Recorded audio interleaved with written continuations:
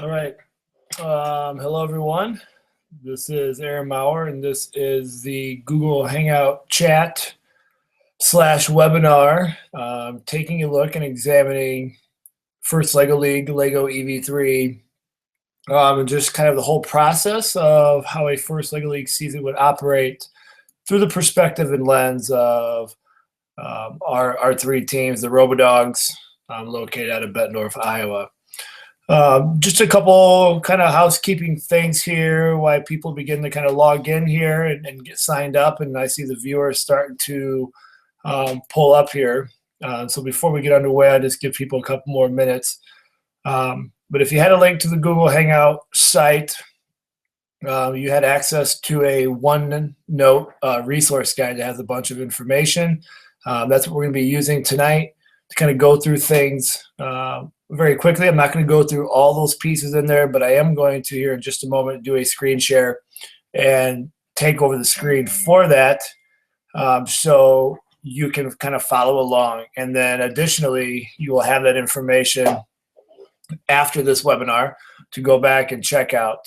And if you have any questions about the OneNote or things that I maybe don't cover tonight, feel free to reach out, and I would be more than willing to answer those questions, help you with those resources, get you in touch with people who know more than I do, that can get you pointed in the right direction. And if there's resources or tutorials or things like that that you need, we can definitely help out with that.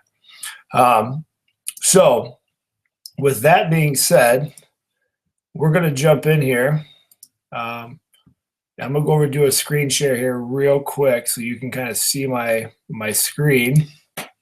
And we're going to get started with these materials. So I just get going, and I think we've got some people still kind of logging in here, which is fine. So let's go ahead and switch over, and then I'll show you kind of where you can ask questions and things. I try to make this as easy as possible. I know for a lot of you, this is your first time doing a Google Hangout as we go through here. So let me do this right here.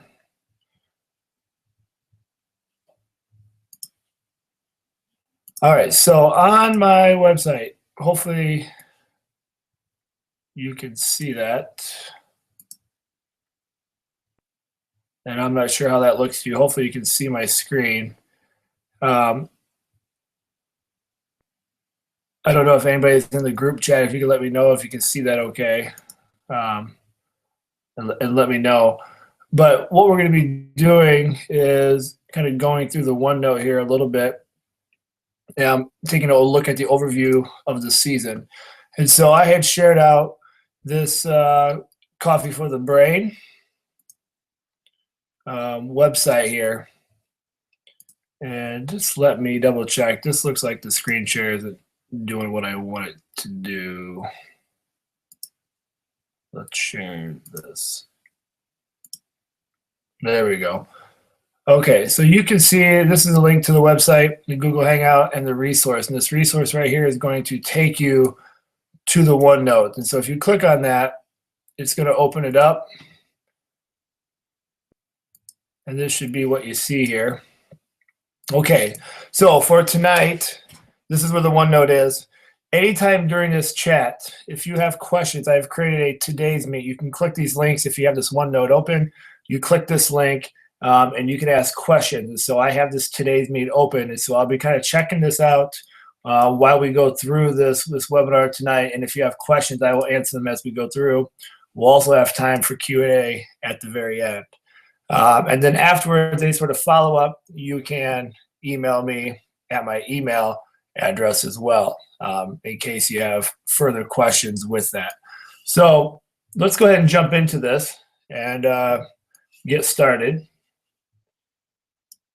So what we have in this OneNote here, a little bit about the night. We've already talked about it. I'm going to do a quick overview, 35 minutes, 25 minutes of the season, just some other ideas, and then keep it up for Q&A and wrap up for you as we go through here. I have put in here afterwards, in case you get lost and you want to go back, how to use it. I've made a video right here you can watch. You don't need to watch that now. You can check that out. So just a little bit about who I am. My name is Aaron Maurer. I work for Bettendorf Middle School as an instructional coach. I do have 3 robotic teams, 3 first Lego League teams. We are the Robodogs white, black, and gold. This will be, I just finished up my 6th official year. I've been doing this now for 7. I do this on the side as well as run a Young Engineers of Today program. And in my role as an instructional coach for Bettendorf Middle School, I work with teachers to develop projects. I have my own makerspace, it's Coffee Chug Cafe, where we do a lot of projects and all the core and specials, and we infuse the makerspace into what we do. Prior to doing this, I taught gifted education and oversaw our 4th through 8th grade gifted program. Before that, 6th grade, social studies, literature, all that good stuff. As I was thinking about this, I was thinking about myself as a middle school student. And I just remember thinking, I really wish I had First Lego League and robots as a kid. I mean, these just weren't options for me. I remember having an elective and doing some coding on an old Apple, but that was about the extent when it came to technology. I see so many things at the disposal of students in classrooms and schools all over now. It's just amazing what's there as options for kids. I'm not going to spend a whole lot of time on this with robotics, but I think really starting off, if you're getting into First Lego League or EV3 for the first time, really taking a look at what is a robot. I think we have this idea of robots on wheels. We have this idea of like humanoid robots, but there's so much more. And so I just put some resources here. I got a lot more that I'm trying to curate and make it look a little more polished. But I think having that conversation with kids right from the beginning of what is a robot is very important to kind of set that tone here. But let's take a look at First Lego League. I mean, that's why you're here. This is what you want to know. I passionately believe in this program. I've seen a lot of different competitions and things going on, but this is one that I really feel invested in. I see so many kids grow leaps and bounds over the course of their time with me, whether it's 1 year or up to 4 years, depending if they can make the cut for 4 years to be a Robodog. And it's more than just robots and coding, and I think that's the key piece. The robots and the coding is what sucks kids in. But if you really look at a competition and you really look at what this season's about, the robot is really just a small part of what this is about. This is about teamwork and collaboration and the journey of sticking with something through thick and thin when things work and things don't work. And you get to see kids develop those 21st century skills. I know that's a buzzword that gets used all the time, maybe a little too much. But you really get to see that happen and grow in the kids and their speaking and their articulation of their thoughts and really understanding their ideas and really proving that they know what they know. So how does this all come to be? There's a lot of things in here, and you can kind of peruse this on your own if you have this OneNote open. There's lots of links, and I've tried to give you everything that we've done. I'm trying to be as transparent and open as we can, so there's no hidden secrets, so we have some magic formula that we're not willing to share. We've been lucky to have some success over the years, and so this is just what we do. This is not the answer, and there are teams that do things differently, and it doesn't mean that they're worse or better. It doesn't mean that we have the magic formula. This is how we operate in our school district. So our Robo team is made up of kids 5th through 8th grade, and we do mix them all together. And it starts with summer camp. And so we run a summer camp every summer. And what we do is we open it up to anybody in the community. We only pick kids for the Robodogs that are in Bettendorf School District because we are very, very fortunate and lucky to have a school district that supports us in every aspect. And so because they cover the cost, it has to be Bettendorf students only. But we open the camp up to anybody because the camp is really just about teaching kids and having a good time with learning. But we start with promotion, and we start in March of the summer before. And so we're actually just had a meeting, and we just finalized some of our plans for camp for this year, and we're going to release that next week. And what we do, we start with the promotion. We get it out there in the emails and the newsletters. We then have an information meeting. We usually do that in April. And what we do in that information meeting is we allow parents and the kids to come in. They see the robot. They get to hear from parents who have had kids part of our program, and we give them our expectations. We are seeking the best of the best. This is something that you want to be proud of, something that you're going to devote your time to. We're not just here for fun and games. We're here to learn, and we're here to push ourselves to the limits to find out what we're made of. And so we make that very, very clear. And we use the camp as a way to kind of find who those kids are. The way we have it set up, if you don't come to camp, you cannot be a Robodog. It doesn't matter if you were a Robodog the year before or the last 2 years. If you can't make it to camp, you can't be a Robodog. The reason we've done that is in Bettendorf we have a lot of move-ins. We have a lot of kids that kind of jump in middle of the season, and they all claim to be robot masters. And how do we justify bringing them on and not other kids who have put time in? So that just kind of eliminates that kind of headache. We've done our camp a variety of different ways. You can see those. Last year we did 5 days for 3 hours, and it worked out beautifully. And we'll probably stick with that as well.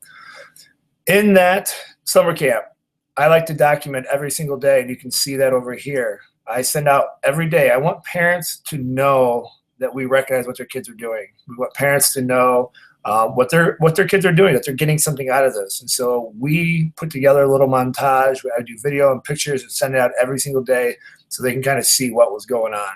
We try to, once again, be as transparent as we can.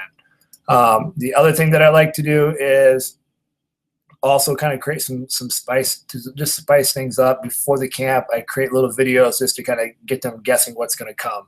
We've had students that have been with us for 4 years, so we cannot repeat any missions over and over. We have to have new themes every single year, and so that makes it a real challenge. And so part of that is the unveiling of what are the missions, what's the theme going to be in the summer camp. And so you can kind of check those out as we go through. So there's that with the summer camp. And like I said, if you guys have any questions throughout, and we'll open it up to the things at the end. Once again, at the start, I'll just go back here one more time because it looks like we've had some new viewers come in. There's this today's meet right here. You can click on that and you can type in your questions, and I'll see those and I'll answer them as we go through. So in case you need to see that, or you have questions of what I'm sharing, please type those in there during the presentation, and I will address them. So after our camp, we go through our camp. We do that at the beginning of the summer, usually the first 2 weeks of the summer, get it in, get it out. We send letters out to every single kid, whether they made it or not, just to let them know what our decision was. And that's all we do pretty much the rest of the summer till school starts. And just kind of, that's our only time to really have a break in the season. It ends up being about a 10-month season when it's all said and done. Then the challenge gets released. It gets released in August. And we don't do a whole lot in August just because kids are getting used to middle school and their schedules and everything else. But that first week of September, we get going. And you obviously have 2 goals. You have the robotics and you have the research. So in first Lego League, you have obviously your board. You can see this here in this picture. You get a mat with a bunch of challenges, and each little mission is worth a point value. You get 2.5 minutes to try to score as many points as you can. And you can build a robot however you want, as long as it fits the confines of the rules of the game, which are pretty straightforward, and they do depend a little bit each year, but there's a lot of rules. You want to make sure you check on that, but basically anything Lego, and you're limited in your motors and sensors and things of that nature. So you get to be working on your robot. What's the best robot we can build and program to accumulate as many points as we can? There's a lot of strategy that goes into that. And we'll talk about that here in a little bit. The second piece is your research presentation. You get a research challenge.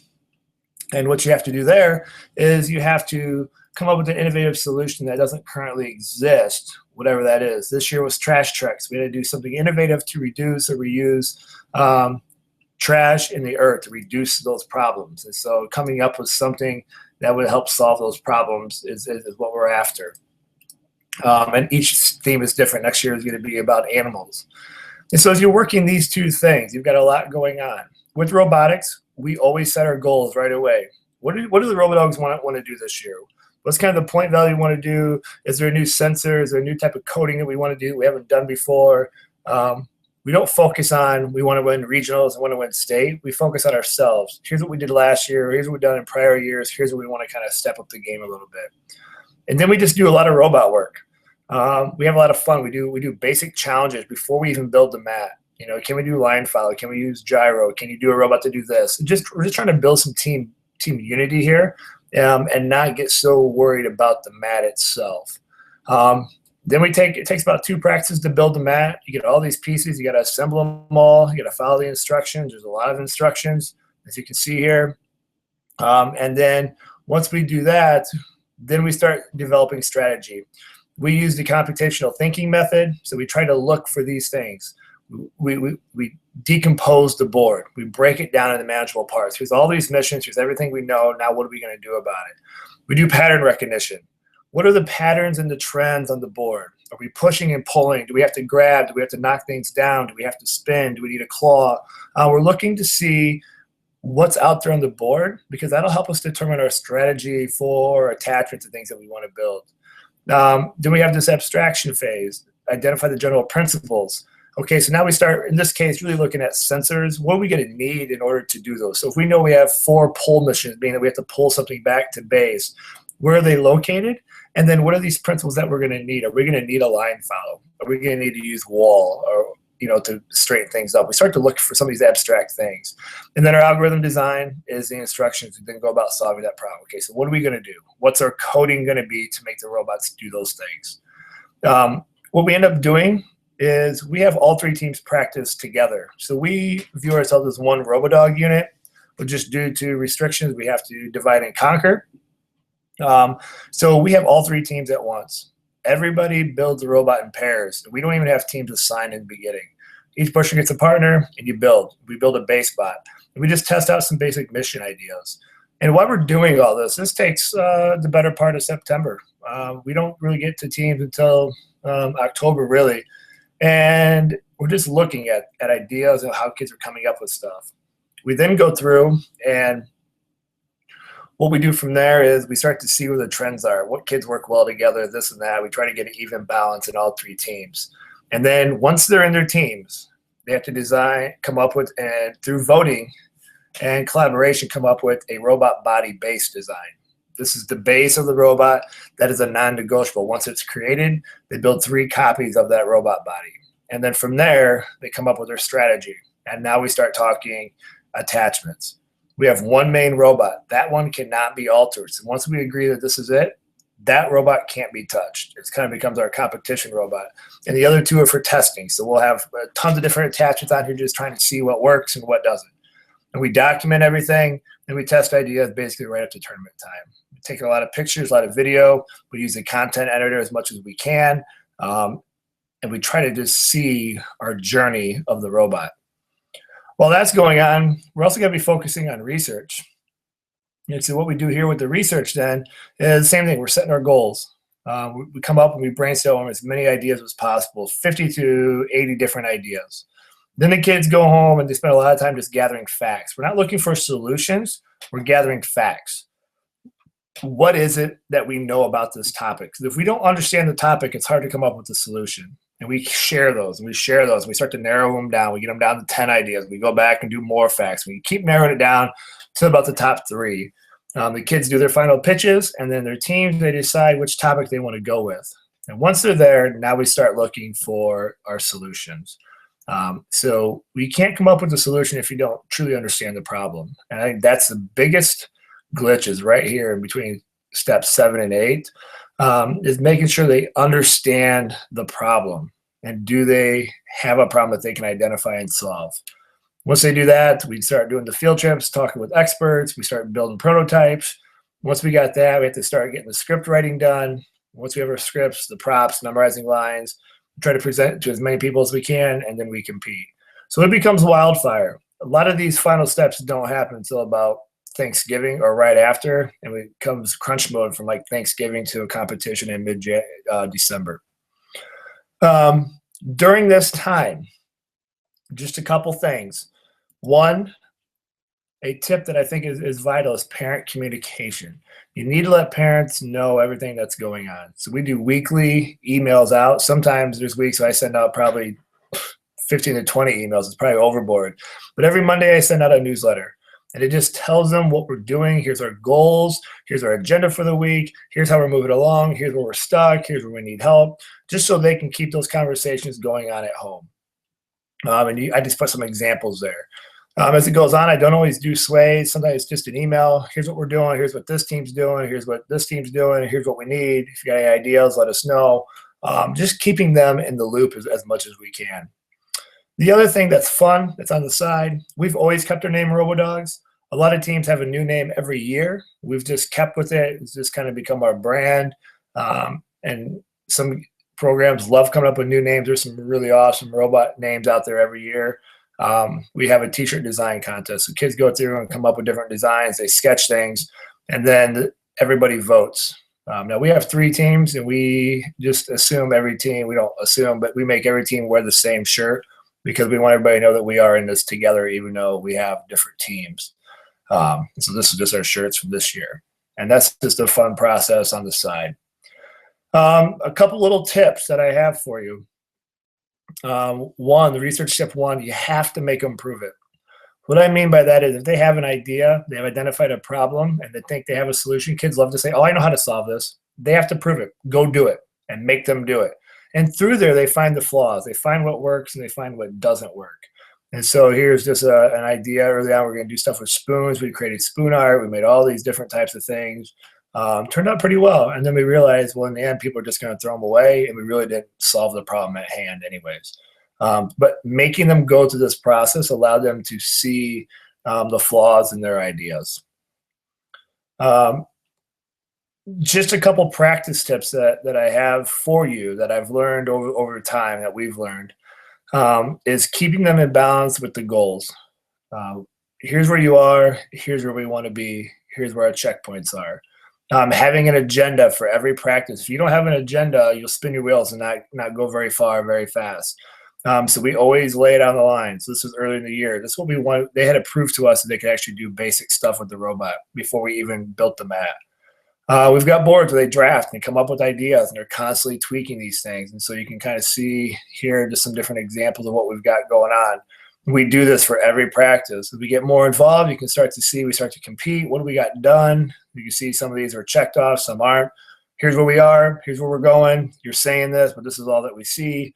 Well, holding them visually accountable, I think, is huge. And so I just put that in there just so you have ideas of this is a huge piece that we started implementing that has really made practices smoother. They're still a little chaotic, and as coaches, we're always trying to figure out how to make practices better.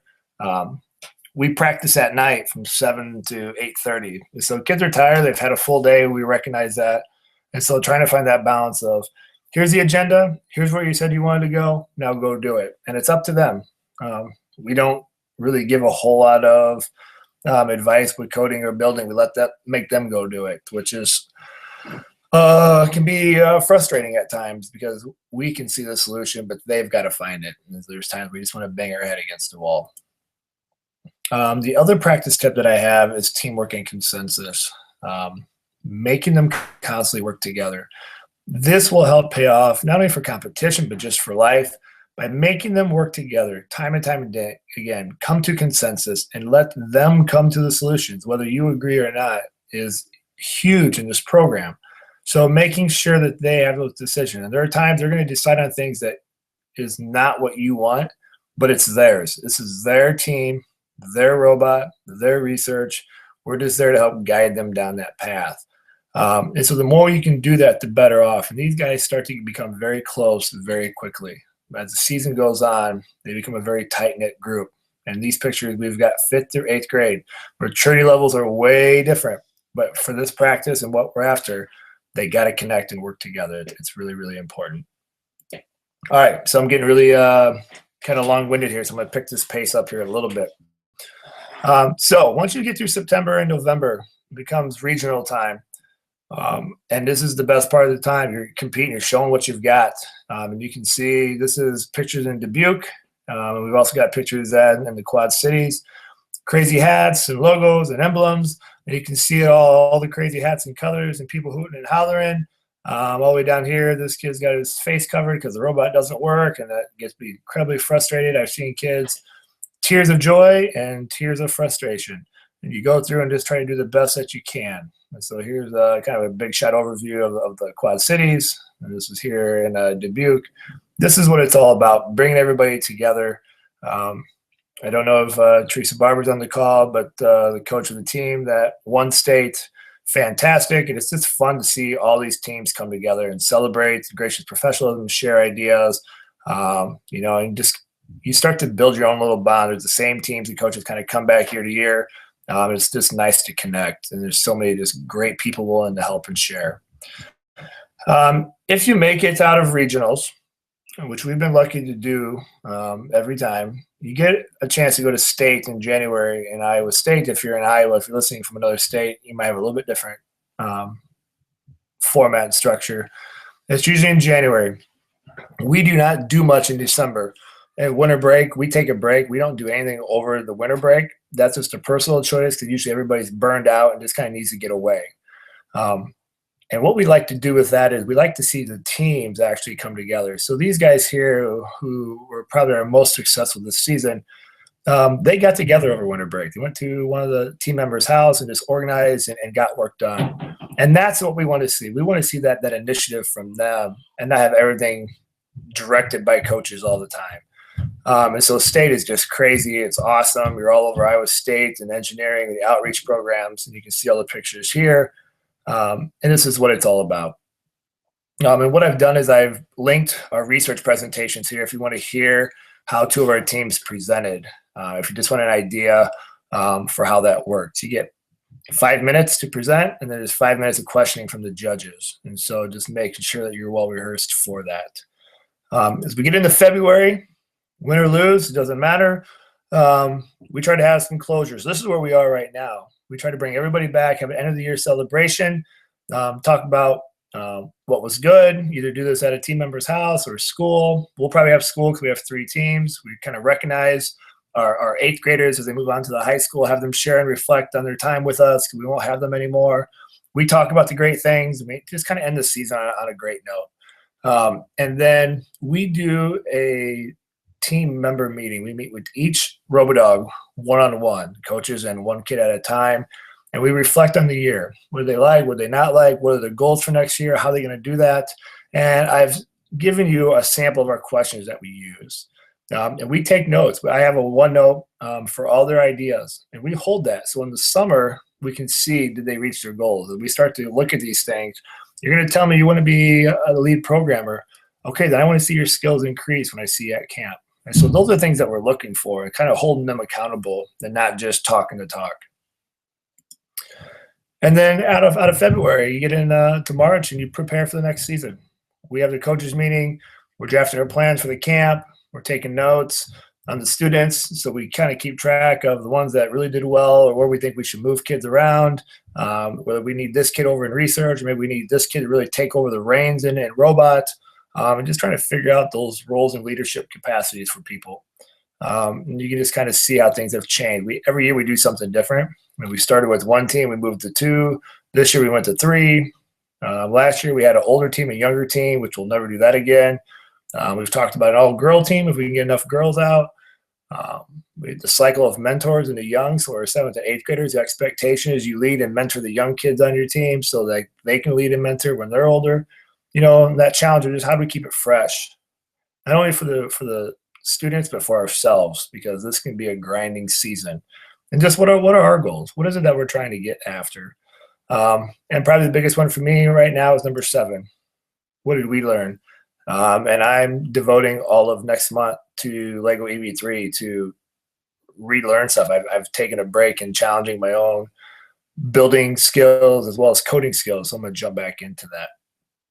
And there's just a lot of other things I've got in here. I won't go through all these tips, but I put a lot of things on. So if you want more specifics about the robot runs, how they lay out and all these things, I've got some video. I've got all that laid out there for you just to kind of help you out. For your competition, you get 3 robot runs.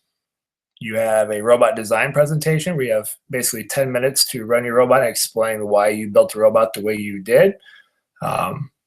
And then you have your project presentation of your solutions. And then finally, A core value presentation where the kids go in a room with judges. Coaches can't go in there. They're presented a challenge and they're graded on how well they work together to solve the problem. Just a couple last few little things here, and I want to make sure we've got time for some questions. One, I'll go back to parents again. Make sure you keep them involved. We bring them into practices throughout the year so the kids can teach the parents the board. That's always an exciting day. Bring the parents in. What are the missions? How many point values? Usually our robots suck at this point. They're not very good.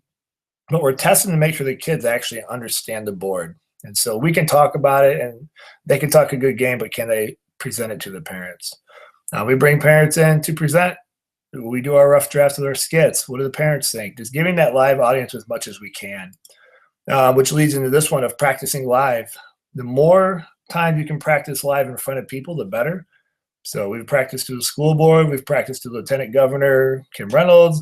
We've done a lot of different things throughout the years. And so the more you can practice, the better on their feet they're going to be. I can't emphasize enough to document everything. Take pictures, take notes, everything. So this is working with experts or composting. This science teacher here, we're working with her to pull it off. And now we actually have a school-wide comp. Their idea didn't win. However, their idea is having the biggest impact in our school district right now. Just always taking pictures of our robots. We can see how designs have changed in case we want to go back to an old idea.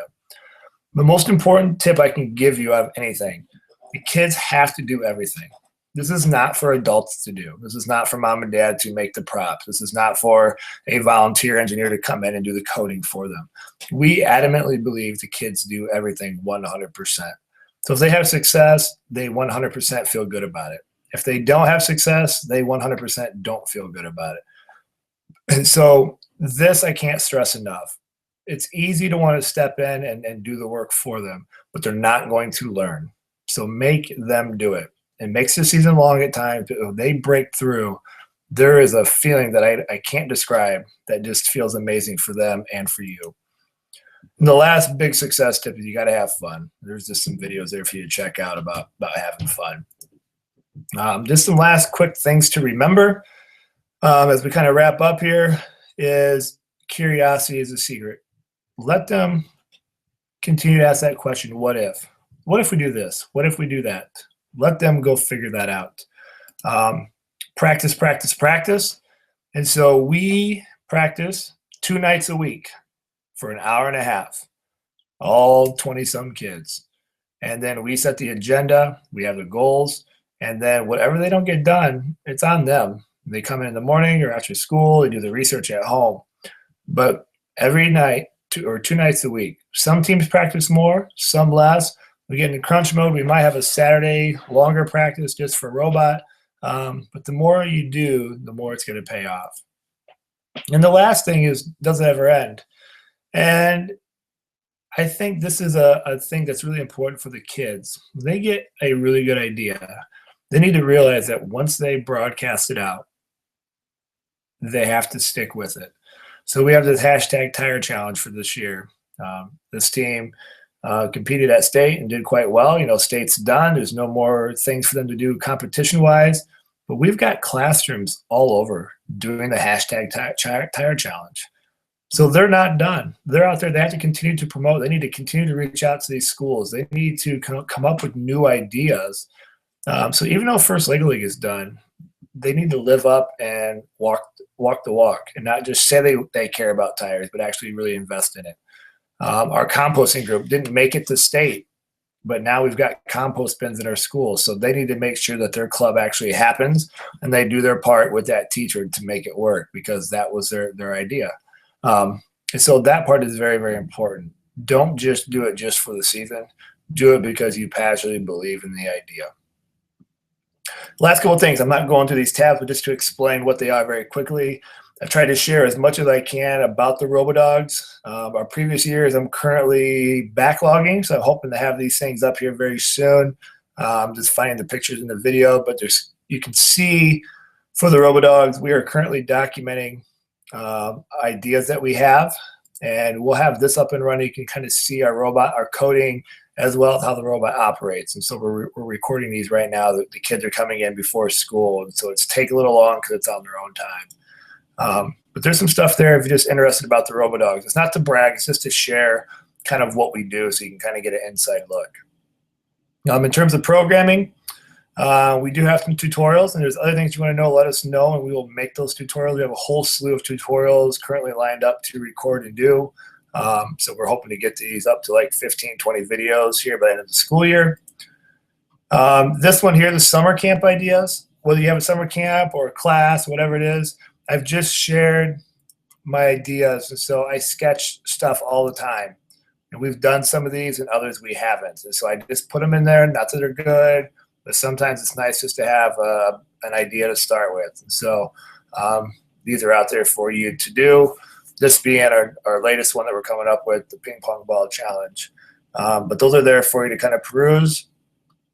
Ton of general resources, websites that I use and we use quite a bit. EV3 Lessons was the one we've used the most this year. I've got our wiki, which is slowly going to close because we're going to move everything to this OneNote. But all these other sites are really good. We've got some courses to learn some other things, some other blog posts of mine. And then awesome Lego EV3 people and FLL teams. I'm going to slowly start to fill this up with contacts. So the Twitter accounts and websites of people that are doing amazing things with students at First Lego League. I'm going to start getting that there. I'm just going to wait for some permission and start asking people. And last is just some further reads. These are the books that we have in our library and in our makerspace. And so these are the ones that we do reference. These are the ones that we've used. I've read many others. But these are the ones that we tend to go back to for just ideas. So that's all the stuff that's in there. Once again, I don't know at this point if you have questions. I don't see any right now in the today's meet. But if you go to that today's meet in the OneNote and you have any questions, let me know, and I will definitely be sure to answer them at this point. Because I can't see any of you. So let me go ahead and stop sharing my screen. All right. So I'm just going to sit here just for a little bit to see if we've got questions. I don't see any on the main page here. So that's just kind of what we do as we go through here. It's an amazing program. I can't emphasize that enough. I hope you consider doing the First Lego League. If not, at least getting your kids exposed to the robots and building basic challenges. Get them playing with the robot. I think it's important as we start to think robotics and engineering and STEM that robotics aren't going to take over the world, but we need to understand how to live in a world where they're everywhere. I mean, if you start to look at some of the things, the big box companies like Lowe's are going to be, they're toying with the ideas of robot customer service in the aisles, wiping out those people that currently work in those stores. So the more that we can understand robots, we don't need millions of coders. We need millions of kids that understand how to live in a world with robots and AI and how to have the skills needed to still be successful in life.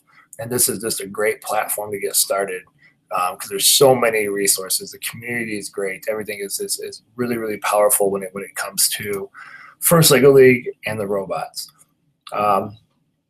So there it is. This is my presentation. Like I said, I don't see any questions. So either I did an amazing job or I bored you to death.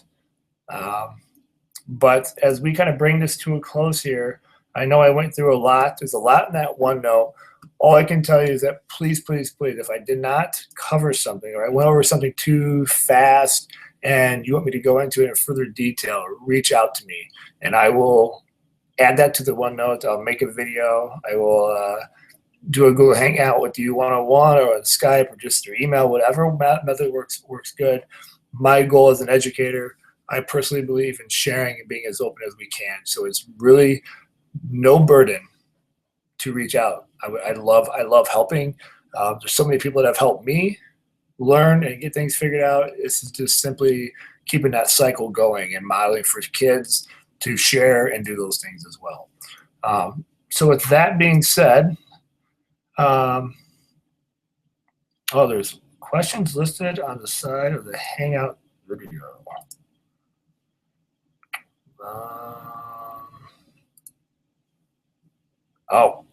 There they are. Sorry, I was looking at the group chat, which is why I didn't see anything. So let me go through some of these questions. Thank you, Jill, for posting that in there. Okay. So what materials do you use for the base bot, additional EV3 kits? For our base bot, we use just the basic EV3 kit. I will submit a picture. I'm going to make a note right now. We have a huge bin of just general Lego pieces. We don't have anything extra or fancy. I wish we did, but we don't. We just have the base Lego education, EV3 kits. But we have a huge red bin of just pieces, regular Lego, lost Lego pieces, donated Lego that we use. So the kids can use all of that. But we just try to keep it, we believe in the engineering method of KISS, keep it simple, stupid. And so with our Robodogs, someone was asking how many EV3 kits we have. In my room, I have probably, I have 10 robots for the kids. We have 2 to a robot in the beginning when we work.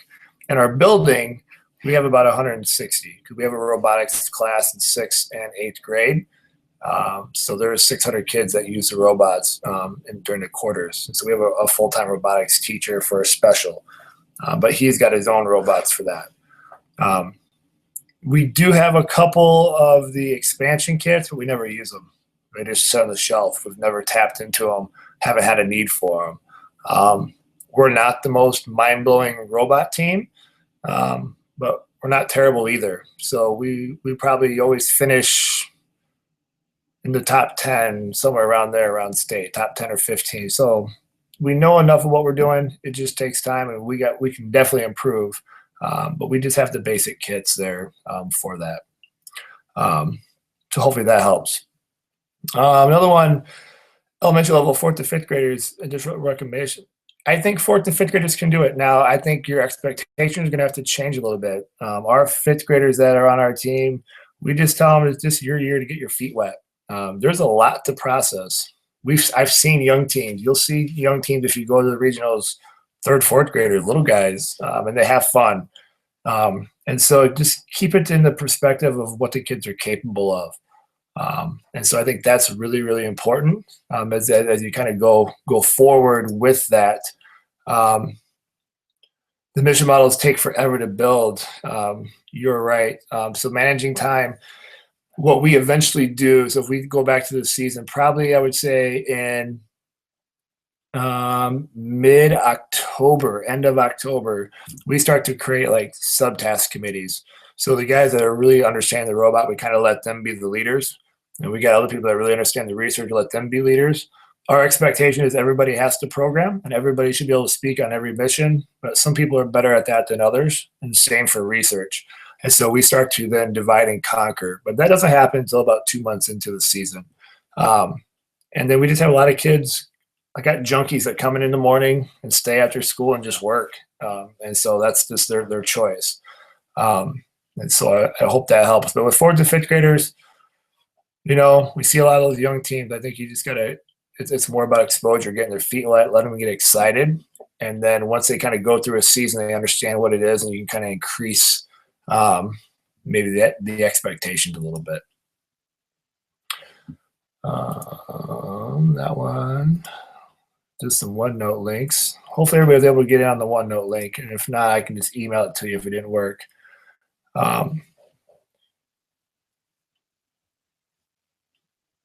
Yes, this is a good question about parent help. You can't control what other people do. And I've seen robots where I have questioned whether the kids actually have done it, but that's not for me to judge. What I do is I believe that if we do our job as educators, as coaches or parents or whoever's in charge, we do the right thing. And that's all that we can control. It's just kind of like coaching sports. I just had this conversation with my team. We can't control what the refs, whether they're going to blow the whistle or not. Well, we can control how we respond. So in terms of help, what we do is we help them kind of think through the strategies. You know, we go that computational thinking and we help with the framework. What do you see? Let's list that. Did you list it? No? Okay, you need to write that down.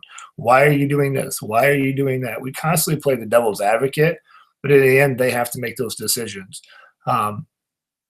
Because I think if we start to influence them too much, the robot becomes ours and it's not theirs, and I think they lose some autonomy in there.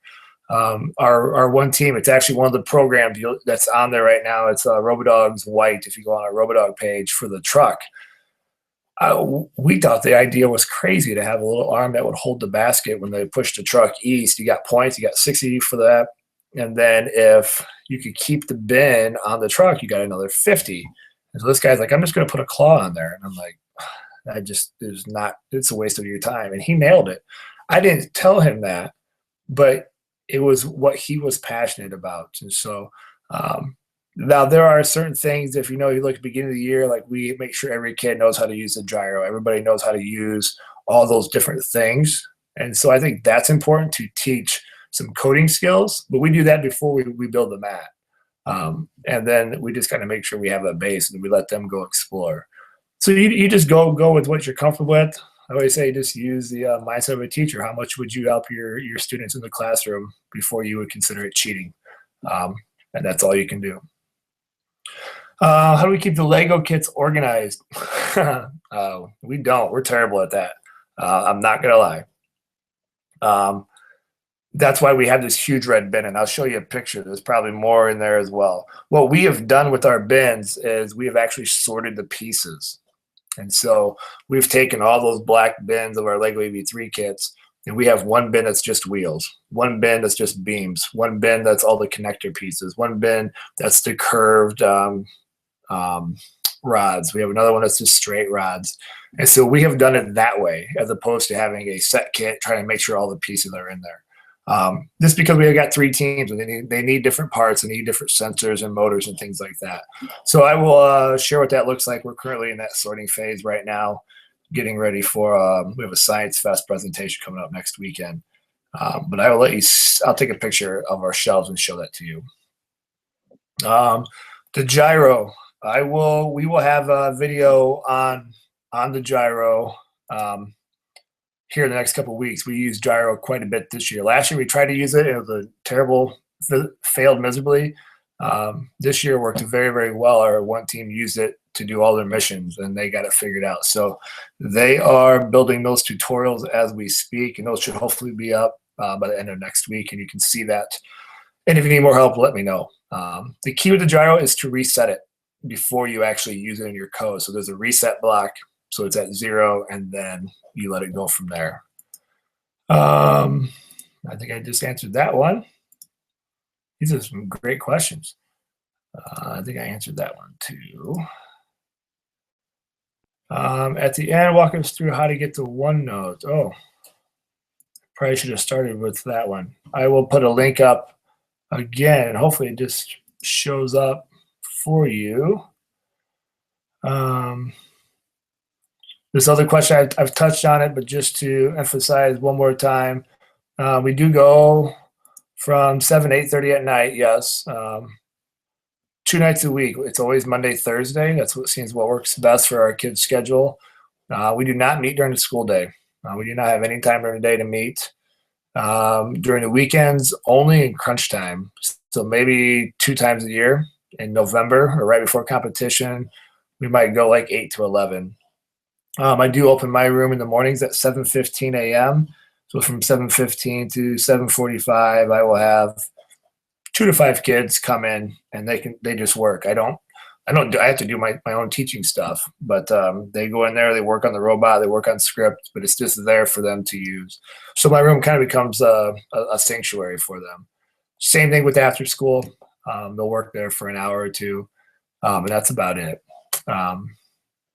Oh, and I guess if they do have robotics during the quarter, which we have competition, because they already know how to do the robot, they will just come down to my room and work, as opposed to learning how to build a robot. They get points as an independent study from me to that teacher for doing that. So we don't have a lot of time, but that's our time that we do have. That's why it's important to have that agenda and the goals, because otherwise you'll never get anything done. We have 2 playing fields. So we have 3 teams, 2 playing fields, just because we don't have the space for 3 mats, and 2 seems to work well. Because in our practices, if we have 3 teams, 1 team we pull out to another classroom and we just do research focus, and the other 2 build a robot. We do like 30-minute rotations. So everybody gets about an hour with robots, and then about a half hour, 45 minutes focusing on research as a whole team. And then what do we all bring to competition? Yes, we used to bring a lot. I don't know if anybody knows the Robodogs at the Quad Cities, but we kind of had our own. We had our own tables and food and everything and snacks. We kind of did away with that because we didn't want to. We wanted to make sure that we presented gracious professionalism properly. We used to do the same thing at state because it is a long day, but state really hammered that out. They didn't let people hang out in the halls and stuff this year, which was really, really nice. We got people moving and working and checking things out. And so we do have I can share the parent sign up things that our parents take care of all that. We don't, as coaches, deal with anything that related.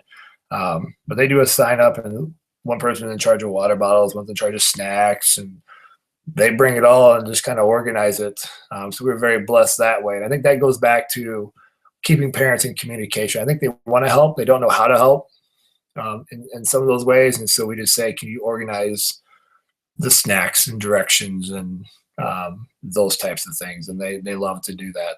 It's been huge. And so that part's been very nice. But it's not essential. Everywhere we've gone, there's always been plenty of food and things to do. So sometimes I think you don't want to overdo it. You want to make sure that you look professional and gracious to everybody as well. We do have 1 coach per team. Great question. So we have 3 teams. We have 3 coaches total, but we coach all 3 of them. So there's not like a Coach Maurer team or a Coach Drexler team. We all practice together. So I guess it is 1 coach per team if you look at it ratio wise. We did for regionals, we split all of our teams up. So when we went to Dubuque, all 3 coaches went to that. So that team understood that we were all there for them. The Quad Cities, we had 1 team on a Saturday and 1 team on a Sunday, just so everybody knew that we were Robodogs and we believed in each team 100%. It didn't look like this team or, this is Coach Maurer's team or whatever. We didn't want to get into that battle. So that's a good question. Teresa, you are here. Awesome. She needs to run a session because she's an awesome coach and she knows probably twice as much as I do. But you have a good question on content editor. I think it's very useful. The kids don't, but having Chromebooks helps. So we use our Chromebooks, not Chromebooks, I take that back, laptops, because Chromebooks, you can't install the software. With our laptops, they have a camera on it. So we just have them kind of document, take a picture of the robot each practice in that content editor and add a video. And we try to get that because our goal would be, we haven't quite done this yet, but I think it'd be huge. When we do our robot design presentation, there it is. You can show your whole journey. Here's where a robot started. Here it was mid-season. Here's how we ended up. As well as saving the code, because I think sometimes the kids manipulate the robot and they don't think about that. They change too much at once. They don't know how to get back to where they were. And so I think that content editor would be huge. What we do have the kids using quite a bit now is making notes and comments on their code, which has been fabulous. So we might have 3 kids in the morning come in a program. So they take pictures of the robot, they take a video of what the robot did, and then they leave comments. So if then 2 other kids from the team come in after school, they load it up, and there it is. It says, hey, Aaron and Teresa, this morning we went through and we got the turtle and the plastic bag. Here's how we did it. Here's our code. Watch this video. Here's how we set it up. Boom, boom, boom. Okay, now I can go in and say, now we just need to hit compost or something. Now I can see how they set it up. I can see their code, and now I can continue on work without guessing or overwriting the work that's already been done. So we use it more for a communication tool. We don't have it quite figured out, but the kids are slowly starting to see the value in that for that asynchronous communication. Another great question about 30 minutes to work with the robot and Matt. What we do is we pull. We'll take a team, like one coach will take a team to another classroom and just everybody to make sure everybody's doing their job with the research, because some kids will try to get out of that. Just brainstorm. Here's where we are. Here's what we need to do. Tell me your ideas. As soon as they're done, we swap them back in the room and we grab another one. So on average, it's about 30 minutes. There's times we might work with one team on research for the entire practice. The other two get a whole time on robot, and we know we need to kind of balance that out. So it just kind of depends where the teams are. Some teams jump on that and move further ahead than others, and others don't need as much time. And that's where some teams that invest a lot of time before and after school, that's where they go through, and they may not need as much of that structure in practice, because if they already have it done, they come in, they know on Monday you need to have your script, and they come in and the script's done. Boom, we're ready to go. We don't need 30 minutes. But then if the other team comes in, doesn't have anything done, now we've got some work to do. So it just kind of depends on how we process and where we are. If your robot's at 12 points in November, we've got some robot work to do as opposed to research. So it's pretty flexible, but on average, it's about 30 minutes. Well, those are some awesome questions. Now that I figured out where they were, and I apologize for not checking those earlier. If there's any final questions, chime them in there. I know it's been an hour, so I want to make sure we make the best of our time. This is obviously recorded, so I will share that out, as well as the OneNote, to make sure that gets out there for everybody. Again, I will send it out to email, or shoot me an email and I'll give you the links. Hopefully you found this helpful. This has been great. Hopefully you found this information somewhat helpful for you. And I look forward to continue to connect with you, sharing what we have, all those good things that we've already talked about many times. So have a great night. Thank you so much for attending, and look forward to being in touch and connecting and learning from you. That's the last thing I should say. In that OneNote, there's something that you do, a tip or an idea or a code, let me know. I can add it, or I can give you editing privileges, and you can create your own tab of your own stuff. I think the more we crowdsource and share, the more powerful everything is going to be for everybody. And that's really what it's about. It's not about making Robodogs better than the others. It's about increasing the learning opportunities for all. So if you have those things, let me know. We'll put it on there. I'll give you access, and let's just keep sharing and networking. And so thanks again, everybody. I appreciate you devoting an hour of your night. I know we all have busy schedules, and we'll be in touch soon. We'll have to do something else. We'll come up with another topic at some point. So thank you, and we'll talk soon.